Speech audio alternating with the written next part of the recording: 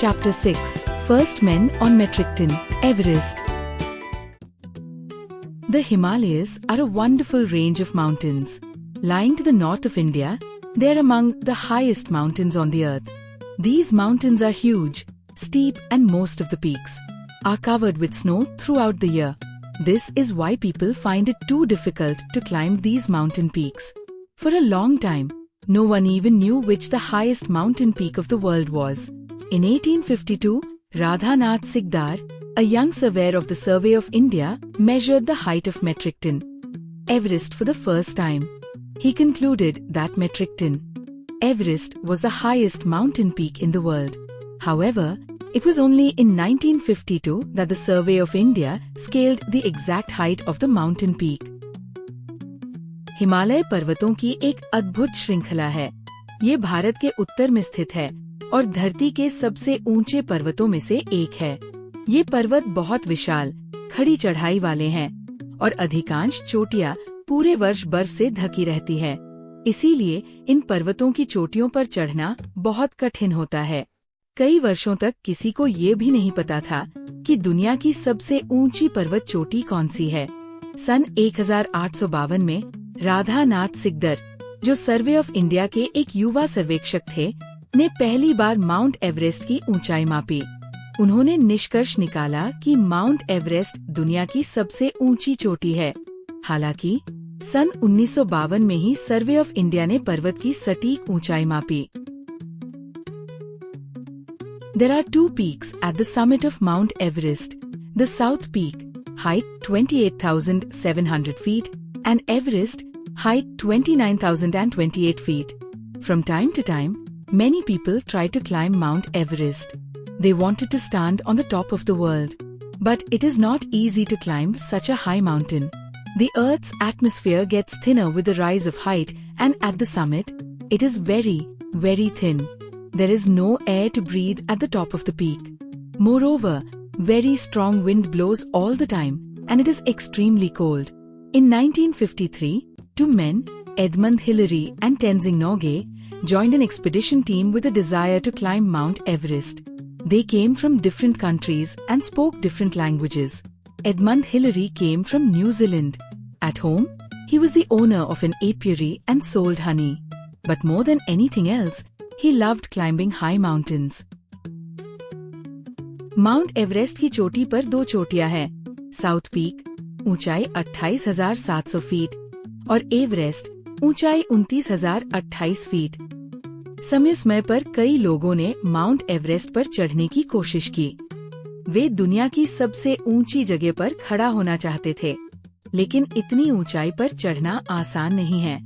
ऊंचाई बढ़ने के साथ साथ पृथ्वी का वातावरण पतला होता जाता है और चोटी पर यह बेहद पतला होता है। वहाँ सांस लेने के लिए हवा नहीं होती। इसके अलावा वहाँ हमेशा बहुत तेज हवा चलती है और बेहद ठंड होती है। सन 1953 में दो व्यक्ति, एडमंड हिलेरी और तेंजिंग नोरगे, एक पर्वतारोहण दल के साथ माउंट एवरेस्ट पर चढ़ने के उद्देश्य से शामिल हुए। वे अलग अलग देशों से थे और अलग भाषाएं बोलते थे। एडमंड हिलेरी न्यूजीलैंड से आए थे। अपने देश में वे एक मधुमक्खी पालन करता थे और शहद बेचते थे, लेकिन उन्हें सबसे ज्यादा ऊंचे पर्वतों पर चढ़ना पसंद था। Tenzing Norgay came from Nepal. He belonged to a Sherpa family who were well known for their skill at climbing mountains. When Tenzing was a young boy, he ran away from his home near Mount Everest and went to live in Darjeeling, West Bengal. But soon he came back and helped teams of climbers for money. Both of them wanted the same thing. They wanted to climb to the summit of Mount Everest. They wanted to be the first men to climb the world's highest mountain peak. It was in May 1953. A team led by John Hunt set out to climb Mount Everest. Hillary and Norgay were in the team. They wore very warm clothes and special boots which didn't slip on the ice. They carried air containers on their backs to help them breathe in high altitude. Tenzing Norgay Nepal से थे। वे एक शेरपा परिवार से थे जो पर्वत चढ़ने में कुशल माने जाते हैं। जब तेंजिंग छोटे थे, वे अपने घर से भाग गए जो माउंट एवरेस्ट के पास था और दार्जिलिंग, पश्चिम बंगाल में रहने चले गए, लेकिन जल्द ही वे वापस आए और पर्वतारोहियों की टीमों की मदद करने लगे। दोनों एक ही सपना देखते थे, माउंट एवरेस्ट की चोटी तक पहुंचना। वे दुनिया की सबसे ऊंची चोटी पर चढ़ने वाले पहले व्यक्ति बनना चाहते थे। ये मई 1953 की बात है। जॉन हंट के नेतृत्व में एक टीम ने माउंट एवरेस्ट पर चढ़ाई शुरू की। हिलेरी और नोर्गे भी इस टीम में थे। उन्होंने बहुत गर्म कपड़े पहने थे और विशेष जूते जो बर्फ पर फिसलते नहीं थे। वे अपनी पीठ पर ऑक्सीजन सिलेंडर ले जा रहे थे ताकि ऊंचाई पर सांस ले सकें। After a few days, the team reached a camp high on the mountainside. While the rest of the team stayed at the camp, Hillary and Norgay continued their journey towards the summit. After reaching a height of 27,900 feet, they put up a tent for the night. It was terribly cold and a strong wind was howling and almost pulling out their tent. They could not sleep the whole night. But, in spite of all these, they were excited. They lay awake and wondered whether they would be the first men to reach the summit. Early next morning, the two men climbed up towards the summit. They passed South Peak around 11 a.m. in the morning. Now their eyes were set on Mount Everest. They were on way to make history. They were about to reach at the top of the world. कुछ दिनों बाद team पहाड़ की ऊंचाई पर बने एक शिविर तक पहुंच गई। वहां बाकी टीम रुक गई और हिलेरी तथा नोर्गे चोटी की ओर चढ़ाई जारी रखे। 27,900 फीट की ऊंचाई पर पहुंचकर उन्होंने रात के लिए एक तंबू लगाया। वहां बहुत ज्यादा ठंड थी और तेज हवा तंबू को उड़ा देने की कोशिश कर रही थी। वे पूरी रात सो नहीं सके, फिर भी वे उत्साहित थे। वे जागते हुए सोच रहे थे कि क्या वे चोटी तक पहुंचने वाले पहले व्यक्ति होंगे। अगली सुबह जल्दी दोनों चोटी की ओर चढ़ने लगे। वे सुबह 11 बजे के आसपास साउथ पीक पार कर चुके थे। अब उनकी नजर एवरेस्ट की चोटी पर थी। वे इतिहास रचने जा रहे थे। वे दुनिया की सबसे ऊंची चोटी पर पहुंचने वाले थे। The climb was extremely dangerous. A little lack of concentration, and they would fall thousands of feet below and even lose their lives. But they were not afraid at all. Slowly and steadily, they crossed every hurdle and finally, they reached their goal. On 29th May 1953, at 11:30 a.m., they set their foot on the 29,029 feet peak. They were on top of the highest peak in the world. They were overjoyed for they were the first people to stand on the top of the world's highest mountain peak. They looked around. What a beautiful sight it was. चढ़ाई बेहद खतरनाक थी। जरा सी चूक और वे हजारों feet नीचे गिर सकते थे और अपनी जान गंवा सकते थे, लेकिन वे बिल्कुल भी डरे नहीं थे। धीरे धीरे और सावधानी पूर्वक उन्होंने हर बाधा को पार किया और अंत में अपने लक्ष्य तक पहुंच गए। 29 मई 1953 को सुबह 11 बजे वे 29,029 फीट की ऊंचाई पर थे। वे दुनिया की सबसे ऊंची चोटी पर खड़े थे।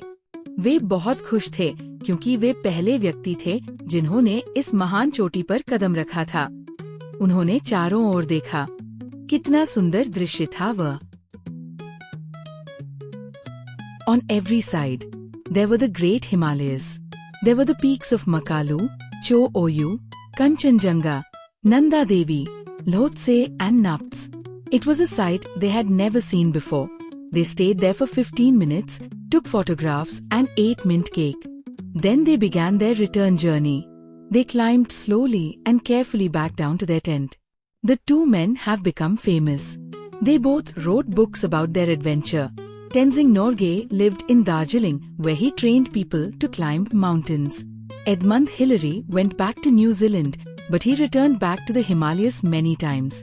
Today, with the help of modern equipments and under the able guidance of the skilled Sherpa guides, climbing Mount Everest is not as difficult as it was in 1953.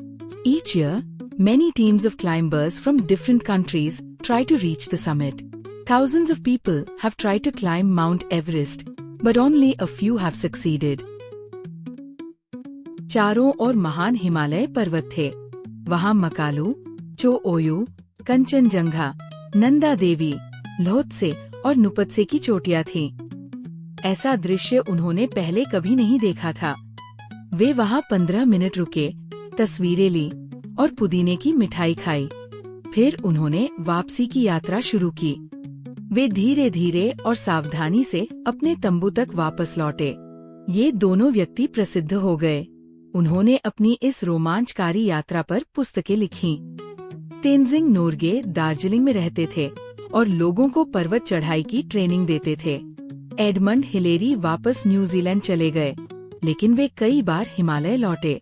आज आधुनिक उपकरणों और कुशल शेरपा मार्गदर्शकों की सहायता से माउंट एवरेस्ट पर चढ़ना 1953 जितना कठिन नहीं रहा।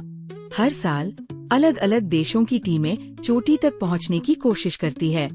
हजारों लोग माउंट एवरेस्ट पर चढ़ने की कोशिश कर चुके हैं, लेकिन केवल कुछ ही सफल हो पाए हैं। Mount Everest is a very beautiful mountain, but it is also very dangerous. The weather changes quickly there. The strong wind and the bitter cold taste the nerves of the climbers.